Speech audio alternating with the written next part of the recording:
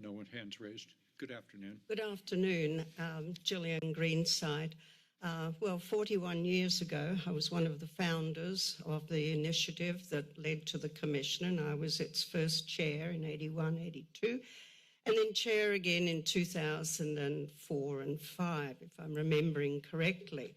So I want to appreciate, each decade that volunteers step forward to take on this difficult work.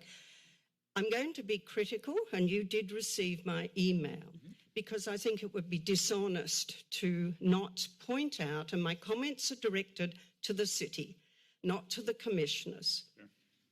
The comments are that you have an ordinance that mandates that preventing rape and domestic violence shall be one of the city's highest priorities.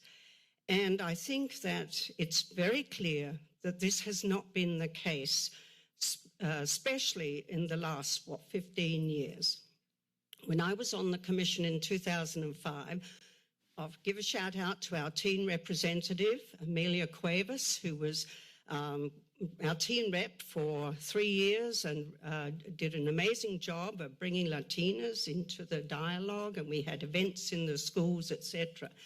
But at that time, we had a 20-hour-a-week designated staff person who did the work that obviously a volunteer meeting every 2 months cannot do. We had a budget that was sufficient to put on Teen Women's Day in the Civic, where we brought from all of the county schools teen women for a day of education and awareness. We had a robust self-defense class for the community. My time's running out, so I can't go on. It was in my email.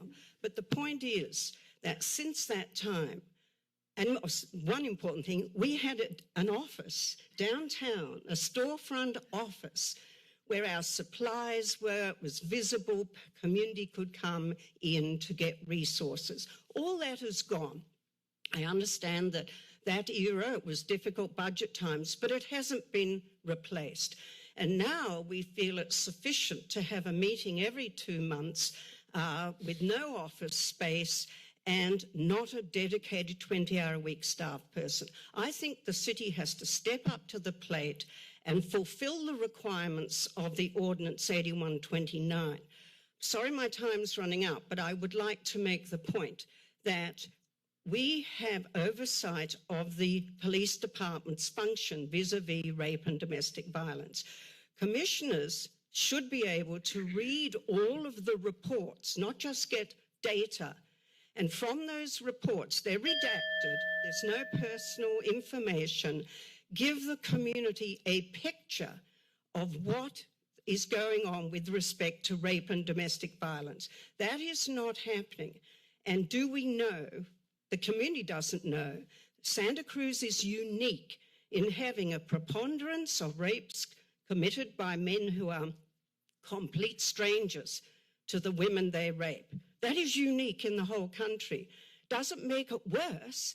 It means that your strategy for how to address that is quite different from acquaintance, non-stranger rape.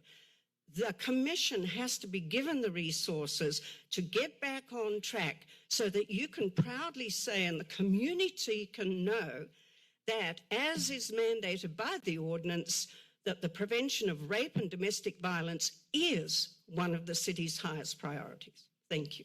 Thank you.